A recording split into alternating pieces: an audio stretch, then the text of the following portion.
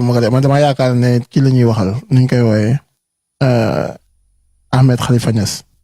ah est-ce que du ñoom ñaar ñëpp xam nga Cheikh xam nga Ahmed Khalifa Niass ak TFM seen affaire daa yàgg seen histoire moom daa gudd yaa leen yàlla jubóole waay métti na trop nag seen diggante bii mel ni Iran ak Irak nii ba suba ak jàmm ñu ko rek jàmm ñoom ñaar lay waxal ñoom ñaar Ahmed Khalifa Niass ak bindal nañ ma ko fii léegi nee nañ Ahmed Khalifa Niass ak Cheikh Bara lay waxal ñoom ñaar ñëpp lay waxal. voilà. waaw ok merci beaucoup sama waa ji merci Bentale sama waa ji kontaan naa ci yow amal jàmm xam ne suñ ko demee tuuti suñ paree naa woote ci groupe bi xam naa doo ko tardé may gërëm ñëpp sama gars yi di ziar ñëpp Mambaay yéegalal waa ki ñu invité avant ñuy tàmbalee ci lii et sama gars yi ma wax leen rek dafa am koo xam ne nii ki ngeen gis nii ñi taf nii dañ doon waxtaan ak moom tey ci suba ma am lu ma wax ak moom yaakaar naa ne mu nettali ñu exactement lan mooy problème bi ak li nit ñi di wax ah bëgg naa ñun ñëpp ñu déglu ko ñu xam exactement lan la wax parce que nettali ci laminu boromam la dàqee bon wax nañ ma nag ma def vidéo wax man mag du ma def loolu waaw wax naa leen bu leen neexee ngeen ñëw ngeen waxal seen bopp waaw waxoon nañ nag après dañu woote mais daal wax naa leen daal nettali ci laminu boromam la dàqee parce que tamit dañoo nekk ci TikTok nekk ci réseaux sociaux te bëgg naa lépp lu may wax rek mu doon loo xam ne daf ma leer bu ma leeree ne dama cee téye sama loxo mën naa ko waxal mais loo xam ne téewuma sama loxo fekkeewuma wax dëgg yàlla pour ma wax ci man day diis donc nag moo tax ma ne woon nañ ko déglu ñu ñëpp ngeen wax seen xalaat ci loolu donc nag loolu laa bëggoon ñu ñëpp déglu ko. salaamaaleykum. maaleykum salaam. Mame Mbaye defaral lii kon ñi jël kii ba pare Mame Mbaye mu fàtte woon naa sax Mame Mbaye defaral affaire bi mu taxaw. salaamaaleykum. salaam ça va sang bi. ñu lay ziar naka mu yaa ngi ci jàmm. yàlla bu baax yow yaa ngi ci jàmm. ñu sant bu baax naka dëkk bi. dëkk bàyyi nii rek. mbaa yaa ngi ci jàmm bu baax. maa ngi sant yàlla alhamdulilah. alhamdulilah.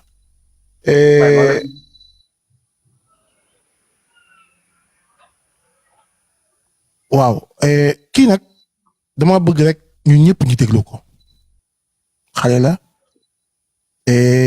mu am jafe-jafe bu métti bu ko daal li ko yóbbee du dara nag mooy liñ doon wax fii tartub xaalis ñu déglu ko tur bi nan la. maa ngi tudd Saliou Serigne Saliou. sëñ Xaadim sëñ Saliou. waaw sëñ Saliou def naa yaakaar naa gars yi ne leen li lay déggee dafa sori de. yéen a may dégg. ñu ngi may dégg wala. waaw man maa lay dégg de ça va man de maa lay dégg bu baax xanaa nag sama casque yi. gars ñu ngi may dégg. waaw ça va ñu lay dégg. sëñ Saliou.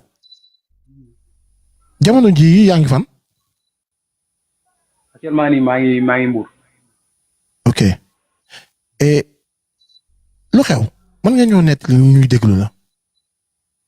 en fait man jeune là quoi mën naa ne que maintenant j'ai 25 ans tu vois du coup dama doon jàng xam nga après j'ai dû arrêter les études mais dafa am benn affaire te dafa nekk ci man muy cadre xaalis comprendre nga mën naa ne bu ma ko commencé ak léegi def na 5 ans mais tey jii nii mosuma am fidu yegg si live di wax sama vie privée wala parce que mën naa ne que ñi ma dëkkal ñu bëri xamuñu lu may def ay nit yoo xamante ne nii genre man ak ñoom ñoo fowandoo et tout genre xamuñu lan mooy sama problème exactement quoi parce que man d'habitude du ma wax sama problème quoi moi je suis comme ça mais après laa gis benn live genre benn gars boo xam ne mën naa ne que moom may fit genre c'est lui qui a moom moo ñëw si live woote et tout il a expliqué son problème man ma gis sama bopp après nag si laa gis ay commentaires yu négatifs yu bëri genre ku nekk di wax xam nga après nag si laa contacté ma woo la parce que man yàgg naa la suivre pour ma wax la dëgg rek yàgg naa la suivre jamono ma ngay def live ak Pape Diabaye xam nga j'étais toujours estimé nag mais man taal genre musuma taal live nii wane sama kanam musul nekk malgré que je reste sur les réseaux nekkoon naa si réseaux yi mën naa da nga da nga da baal ma sëñ Saliou da ngaa takk ay écouteur waaw kay defe naa gars yi nga koy wax gars yi ne écouteurs yi la moo tax gars yi dégguñ la bu baax ah merci beaucoup sama gars yi merci waaw je pense que écouteurs yi la woon kon waaw allo allo oui. waaw c'est bon ñu ngi lay déglu waaw. merci. du coup bu ma gisee live bi mën naa ne genre la gars bi man moom may fit parce que man demoon naa ba amatuma woon fit nekk si réseau yi ndax loolu noonu parce que demoon naa ba ragal dugg si réseau yi ay nit di ma xàmmee dinaa am booy bi lii la wala booy bi comprendre. sama gars yi yaakaar naa ne écouteurs yi moo gënoon nii de ah waaw écouteurs yi gënoon nii de parce que lii bruit bu ngan lay def fi mu toll nii.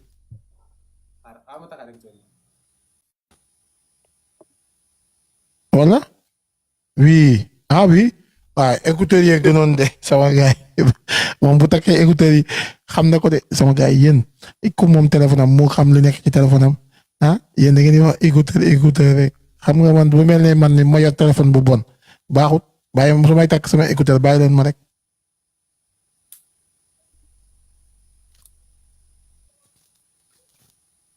nañ ko déglu ñu ñëpp ngeen dégg par benn li muy wax.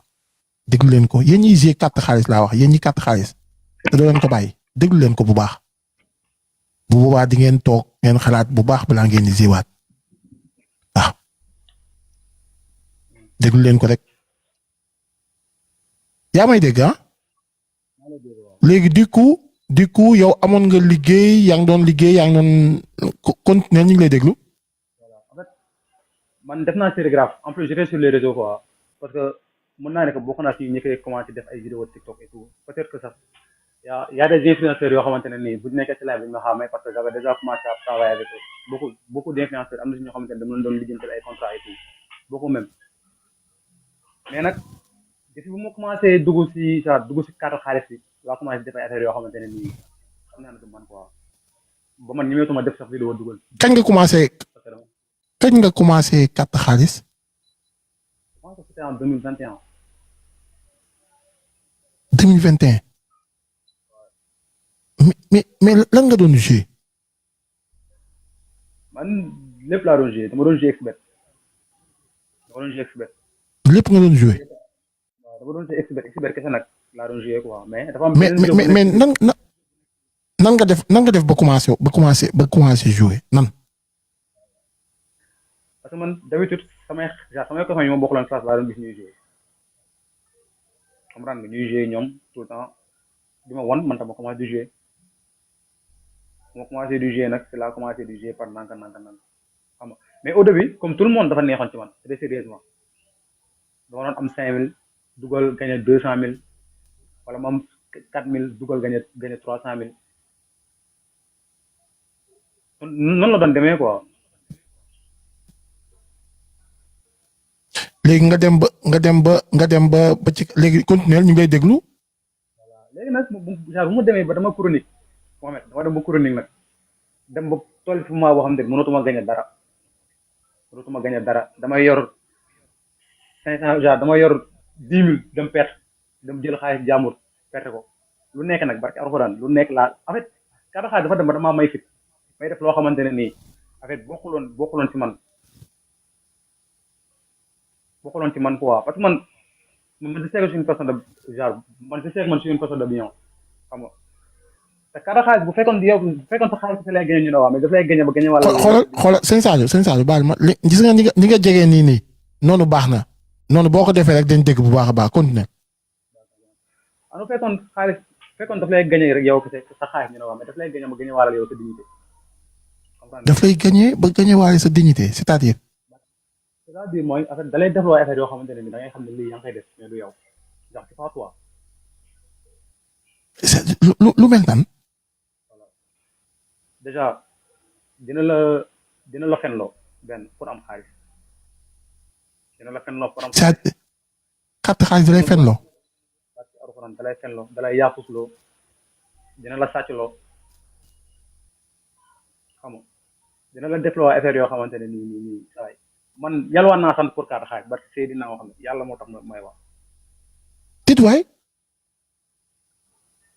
Mohamed ban jour laa gën a tax ma wat ne bàyyi naa ay fàttaliku ay 2 heures du matin la xam nga may joué di joué presque ay 600 000 j'ai perdu si benn guddi barki alxuraan après presque 600 000 si moment bi bëggoon naa am xaalis sur le coup xamul laa war a def j'ai appelé sama benn boy am te ne mi ngi Canada mu ko fàtte mu ko je l'ai appelé xam la laa xaw mooy échange yaa ngi jaaw sama yaay moo dee léegi nii te dama ko war a dëgër suba dama envoyé 50 000 ngir yàlla imagine toi loolu te bu ma koy wax barki Seydina Mohamed xamal mu ko wax loolu billahi wallahi wa rabbuka yàlla moo tax may wax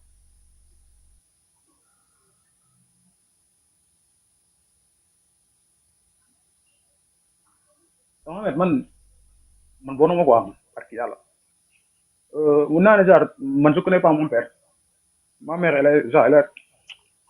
ma mère elle a toujours été là pour nous quoi tu vois dafay yow 5 heures du matin pour ñun barki alxuraan instant bii nii man maa ngi koy teg nafar boo xamante ne nii xam naa ni su ma baalul man du am lu baax barki Seydina wax ne xam nga li gën a tax ban na xar lay dund instant yi sa yaay. maa ngi dund lu métti parce que man mënatuma xool sama yaay actuellement may waxtaan ak yow j'ai plus d'amis amatuma xarit ànduma kenn te genre te xaaral moo xam la tey benn affaire si say xarit yow la lay gën a genre si say xarit yow la lay gën a xar parce que ñoom ñoo lay wóolu jox sa ñoom ñoo lay gën a wóolu. c'est-à-dire carte xaalis bi ci say xarit yi lay gën a j'ai pas compris là-bas. carte xaalis en fait yow si yow say connaissance la lay gën a yàqal yow sax sa amitié yëpp lay tax. kon c'est-à-dire sa xarit yi nga gën a wóolu ngay dem di àbb. merci te bu fekkee ñun dañ lay aal parce que dañ lay wóolu.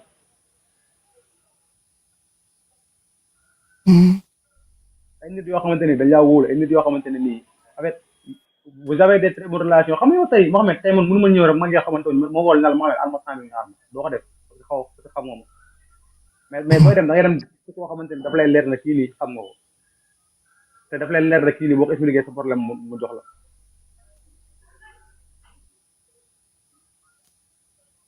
comprendre nga.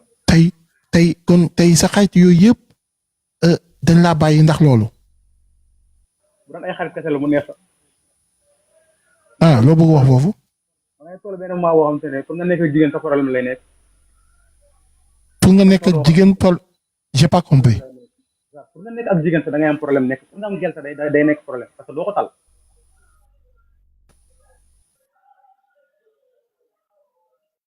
ay. en fait yow da ngay dem ba da ngay. léegi bu dee julli. doo ko tal loolu yëpp doo ko tal da ngay dem ba yow da ngay nekk benn monde boo xamante ne nii genre yow kese yaa nekk sa monde da ngay jàpp ne yaa gën a muus ñëpp te yow lépp loo xalaat pour def ko pour am xaalis tu le fais peu importe nag les conséquences boo defee ba pare nag ngay door a xalaat. te xaalis boobu boo ko yoree rek yow sa xel mi directement xbet bi lay dem ci yow. obligé parce que da ngay ñeme te xoola dafa am benn affaire bu ci nekk mooy yow boo yoree xaalis doo xalaat perte da ngay xalaat. bu yoree xaalis yow gagné rek ngay xalaat. doo xalaat perte mukk te yow tant que perte doo gëm ni perte la. léegi sëñ Sadio yow boo demee ba yor xaalis bi ba yaakaar ne da ngay gagné nga perte lan ngay sentir. loolu la nag parce que boobaa dootoo amatu maîtrise te yow boo demee genre di gañ genre yow boo demee ba perte xaalis bi sa xel te lan lay demaat récupéraat ko da nga yow loolu mooy tax ngay dem di defaat leneen comme tey boo may boru 1000 francs genre carte xaalis mën na yokk boore ba boru nekk boru 1 million. dégguma li nga wax. comme tey genre nga am boru 1000 francs. waaw francs carte xaalis mën na yokk boore ba boru nekk boru 1 million.